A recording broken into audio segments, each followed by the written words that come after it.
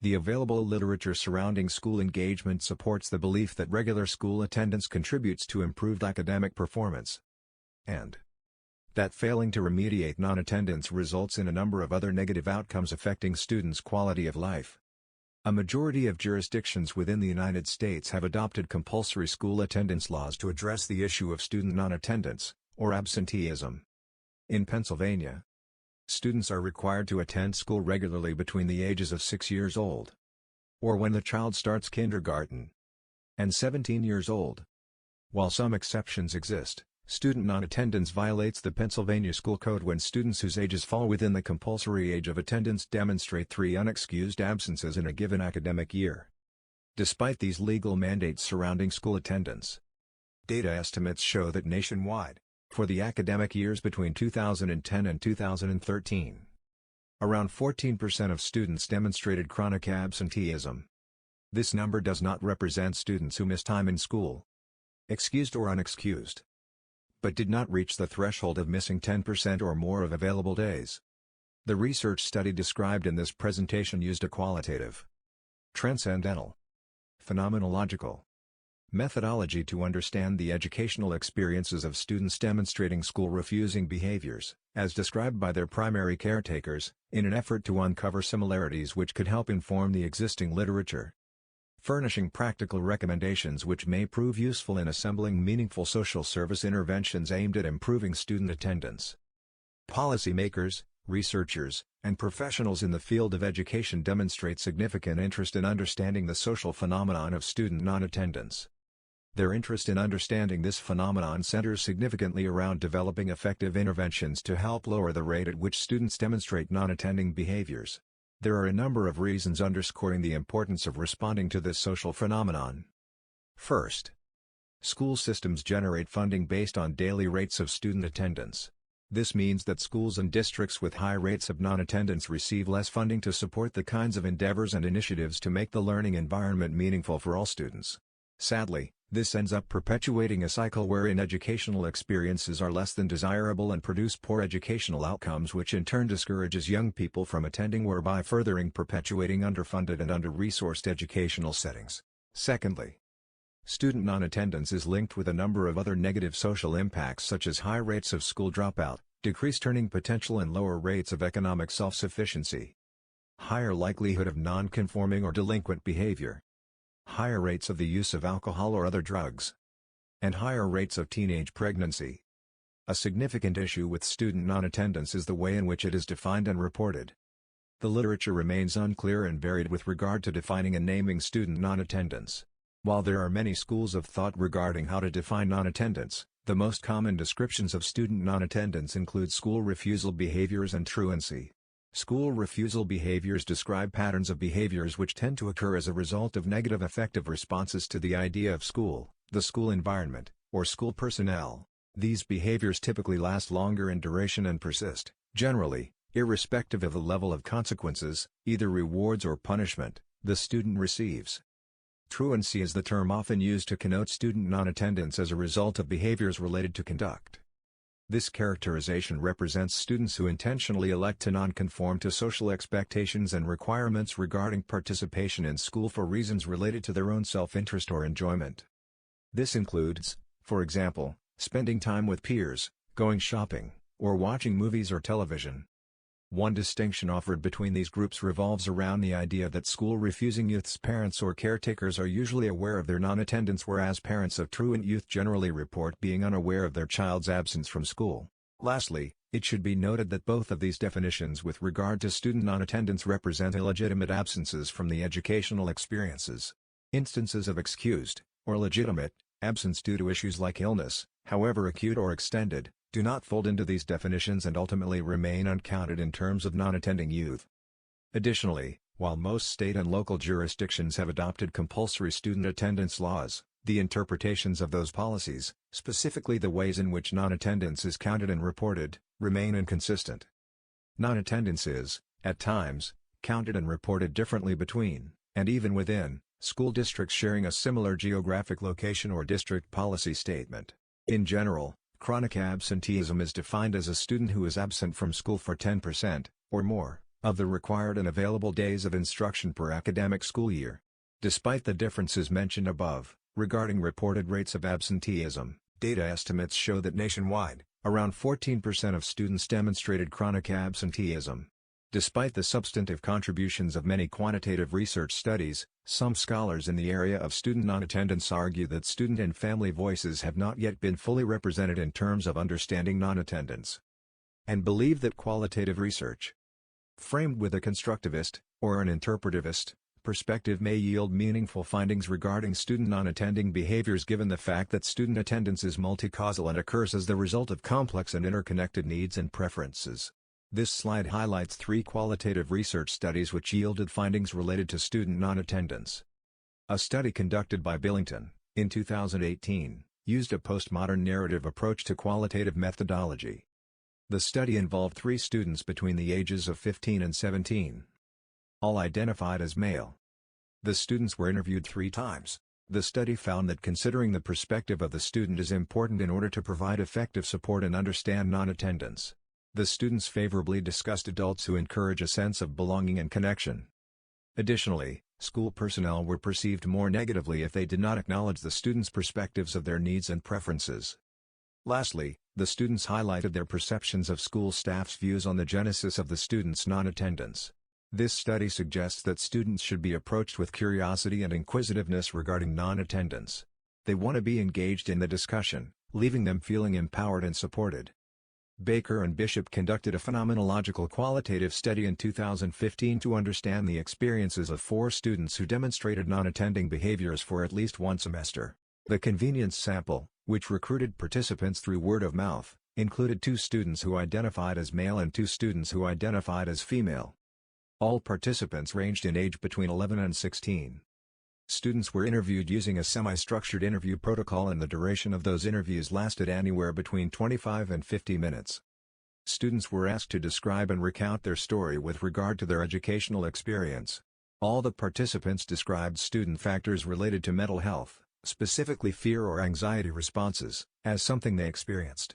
2 participants reported experiencing school environment issues such as being bullied and feeling unsafe in the environment. The students referenced language used to describe them which included pejorative labels such as naughty and lazy. All participants described not feeling as though their voice mattered to adults with whom they had relationships. Gregory and Purcell conducted a 2014 qualitative study using interpretative phenomenological analysis to examine the key concerns and experiences of students and their parents or caretakers, and to use those findings to inform the development of best practice guidelines in educational psychology service delivery. The study used convenience sampling and generated a sampling frame of 30 students and parents, of which 10 responded and 6 provided consent to be interviewed and participate in a semi-structured interview. The study found the following themes present in all the interviews conducted. The first is that participants discuss some issue, at some point in the educational experience, with regard to health-related issues as being at least in part to blame for non-attending behaviors. Secondly, the interviews yielded a number of issues with the school environment not being welcoming or considering the child's voice or input on their educational experience. Thirdly, the interviews yielded some student-specific struggles related to mental health symptoms and diagnoses. These included fear, anxiety, social phobia, and isolation. There are a number of research studies yielding findings related to student non-attendance, many quantitative and post-positivist in nature. Those studies assisted in uncovering the varying reasons and contributing factors to student non-attendance. However, less of the available literature collects and incorporates the voices of families, both students and caretakers, as centrally as the few studies mentioned previously. Obtaining the voices of parents/caretakers seems centrally important in terms of understanding the phenomenon of non-attendance, particularly as more advanced, and scientifically rigorous research is advanced. In order to develop a highly logical and theoretically sound causal argument, these voices are critical in terms of understanding the individual connections made between non-attendance and the contributing factors. Qualitative research methodologies, specifically phenomenological studies, allow meaningful exploration of a particular phenomenon and helps to highlight any themes described by social actors who have similarly experienced the phenomenon. This research is interested in understanding non-attending school students' educational experiences as described by their primary caretakers in an effort to uncover similarities which could help inform the existing literature. The research aim is to uncover themes from their descriptions to understand the experiences of urban families as it relates to school attendance and therefore explores how the parents of students exhibiting non-attendance, from Reading School District, describe their experiences related to school and the factors contributing to their children's rates of attendance. This study seeks to answer two unique research questions, including: Question 1. What factors do primary caretakers of students demonstrating school refusing behaviors attribute to their children's decision to attend, or not attend, school? Question 2. How do primary caretakers of students demonstrating school refusing behaviors describe, or talk about, the family's relationship to the school? These research questions are centrally important as they help to unpack the educational experiences of families living in Reading, Pennsylvania, and can help inform the development of effective social work interventions aimed at improving and addressing student attendance in school. Additionally, these findings can help provide a foundation for legislative, or policy, advocacy which includes securing adequate economic support for effective attendance improvement initiatives and activities, specifically, in an urban community like Reading, Pennsylvania, where neighborhoods experience high concentrations of poverty and other social factors which contribute to, and exacerbate, student non-attendance. This research uses a naturalistic approach to inquiry. This approach allows events and real-world situations to unfold naturally, thus being open to whatever findings may emerge from a non-controlled and non-constrained environment. The research methodology included the use of a transcendental, phenomenological design, a qualitative research approach which is interested in understanding a particular phenomenon and the ways in which social actors experience this phenomenon. In particular, phenomenological studies attempt to link commonalities between and among study participants for a rich understanding of meaning-making and experience relative to a particular phenomenon. This research focused on families referred to a student attendance intervention through a local social services agency located in Pennsylvania. Families are referred for this intervention based on observed, and documented, school refusal behaviors resulting in non-attendance above a reasonable level. Specifically, this includes families with at least one minor child who demonstrates a rate of absenteeism in excess of 3 unexcused absences within one marking period, or in excess of 5 cumulative absences within the same academic school year. The sampling strategy employed was a convenience sample in that the researcher obtained a list of families presently working with one staff person from a particular Berks County social service organization offering a student attendance intervention. This list included only urban families with at least one child demonstrating school non-attendance, living in this community, and in which the minor child is presently enrolled in the Reading School District. The researcher contacted 3 families before one agreed to participate in the study. The first 2 caretakers respectfully declined to participate in the research despite hearing about the goals of the research as well as the planned incentives for participating. The third caretaker on the list of families receiving the intervention agreed to participate. This caretaker is a 32-year-old female with one child who is presently a rising 8th grade student in the Reading School District. The student attends the Citadel, which is effectively a junior high school educational setting designed for students in 6th, 7th, and 8th grade, and exceeded the allowed rate of absenteeism in November 2019, at which time the family was referred for the student attendance intervention. In order to encourage participation in the research study, families were offered a $50 gift card for completing the interview. In addition, the participant was provided with an informed consent form as well as a resource package with information and literature regarding the availability of community-based services and supports which may be of use to them after their participation in the study. These resources include a listing of youth leisure and recreational programs, outpatient mental and/or behavioral health services, and community-based services designed to help families satisfy basic needs surrounding housing and food security. The semi-structured interview for this study had 3 stages or foci during the duration of the interview. The first stage of the interview sought to establish rapport with the participant. During this portion of the interview, the researcher provided orientation to the research and outlined the participants' rights and responsibilities relating to the study and data collection. The researcher started by asking general questions regarding family form and functioning as a means of getting to know the family, generally. These questions unpacked the role of family members as well as the uses and structure of discipline and accountability. The second stage of the interview focused on the caretaker's views of school and formal education, self-described barriers to their children routinely attending school, and descriptions of the school environment including the family's perception regarding the physical and emotional safety of the environment, the relationship between the family and school personnel, and other school-related factors which may be affecting student attendance. The last stage of the interview provided an overview and recap of the responses gained during the first and second stages of the interview. This stage also allowed for the researcher to briefly provide a list of available community-based supports and services that the family may wish to explore in the event that they recognize a need and potential benefit. While the researcher had hoped to conduct the interview in person, given the current social context, specifically the prevalence of COVID-19, the interview was conducted remotely. The researcher asked if the participant was comfortable participating in a virtual interview using an information and communication technology platform such as Zoom, Google Duo, or Skype. But the participant declined, preferring to participate via telephone. The interview took place telephonically and lasted for 48 minutes. The setting of this interview reflected the participant's preferences in terms of platform, date, and time in an effort to make the process as accommodating as possible for the participant. The participant was given a choice with regard to how interview responses were captured. The participant was comfortable using a second device to record the interview. Given this, the researcher conducted the interview using one telephone, making use of the speakerphone setting, while using a second device to record the conversation. In order to transcribe the conversation, the researcher used the dictation function included as part of the Microsoft Word software package. After the dictation of the interview was captured, the audio recording was destroyed to further protect the participant's identity and prevent any negative consequences resulting from participating in the study. The most substantial limitation associated with this research centers around the idea that only one semi-structured interview was conducted.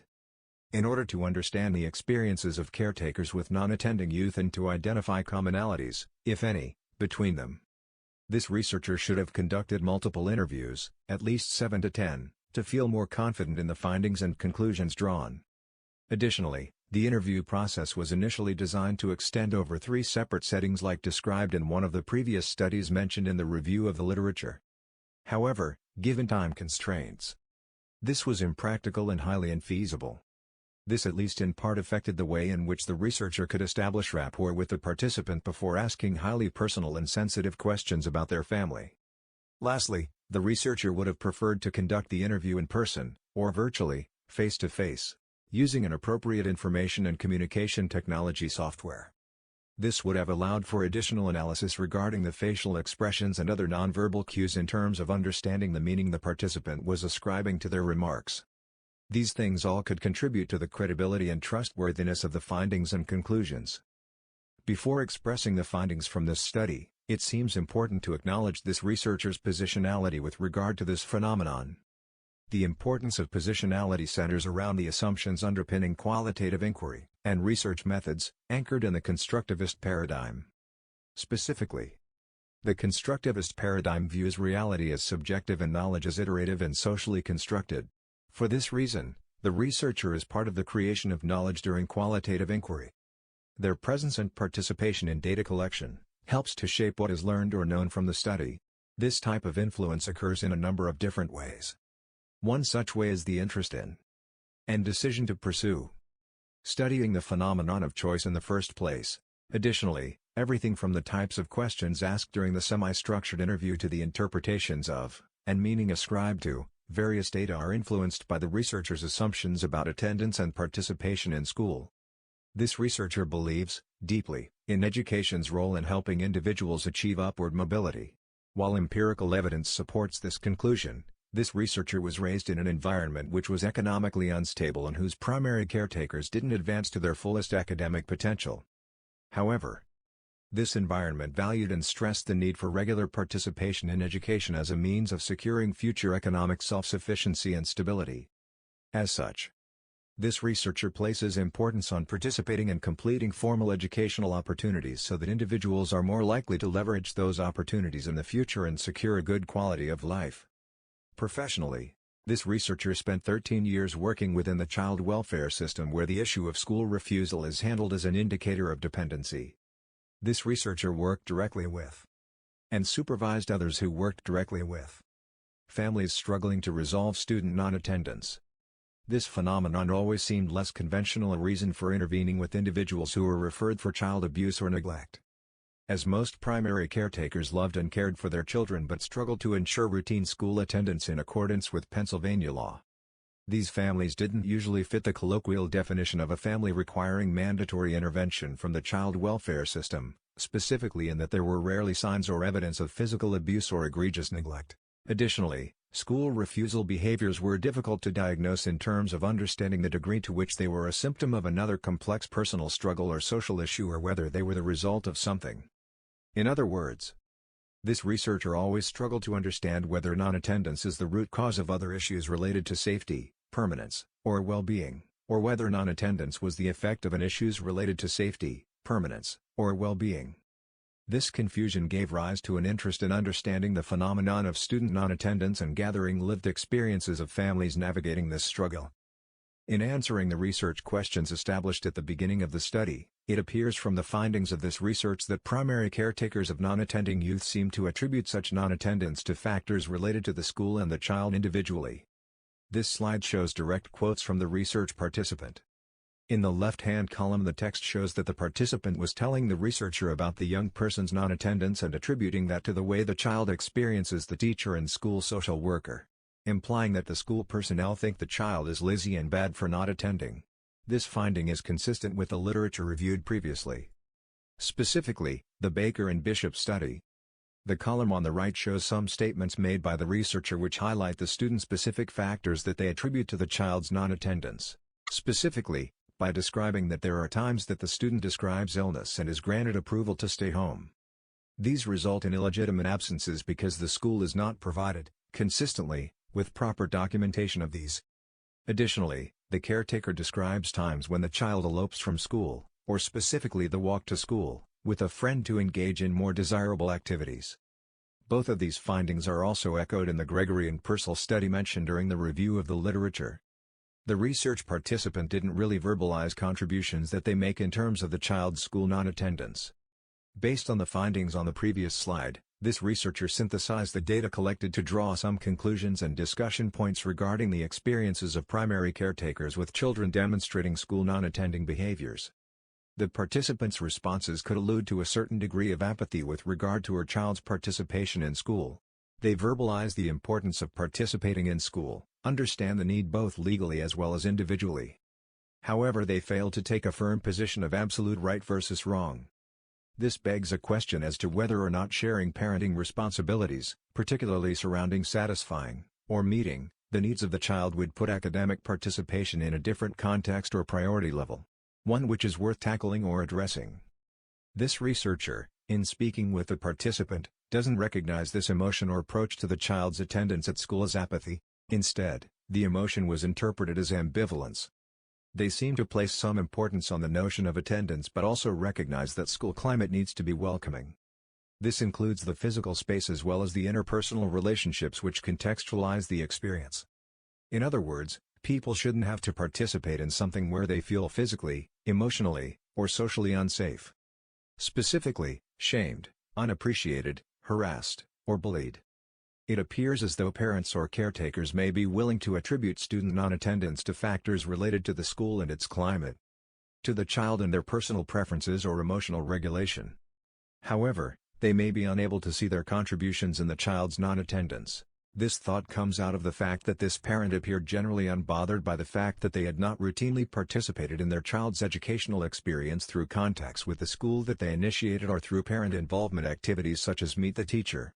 Lastly, while the empirical research is widely consistent with regard to adopting the school refuser and truant definitions regarding kids' motivations for not attending school. Based on this study, can you really lump kids into a bucket of either school refusers or truants? Should this distinction be there? Maybe most youth have some combination of the two, and it seems important to offer this clarification given the inherent statement that these terms make regarding the character of the young person. That is, school refusers are viewed as unable to emotionally regulate difficult affective responses to school, while truants make a deliberate choice to engage in non-conforming behavior and hide that from folks responsible for their care and well-being. In answering the research questions established at the beginning of the study, it appears from the findings of this research that primary caretakers of non-attending youth seem to attribute such non-attendance to factors related to the school and the child individually. They seem less likely to verbalize contributions that they make in terms of school non-attendance. Additionally, They seem to focus heavily on the school climate and verbalizing the importance of a welcoming and safe environment in order for youth to feel comfortable attending. This leads into the second research question regarding the ways in which primary caretakers describe, or talk about, the family's relationship with the school. This study found that caretakers describe the environment as almost combative. It seems far less supportive and collaborative than one would assume. The research participant described frustration with the school for creating an environment which was less than welcoming to the child and then for blaming and shaming the research participant during limited telephone conversation and correspondence. Additionally, the participant appears unhappy that the student's non-attendance was referred to the child welfare system, which felt like a referendum on their parenting and more specifically ability to meet the needs of the children. In order to continue this research and help to legitimize the findings expressed previously, this researcher recommends that additional qualitative research be conducted with two or multi-parent households, with rural and suburban families, and even replicating this study but including more interview subjects.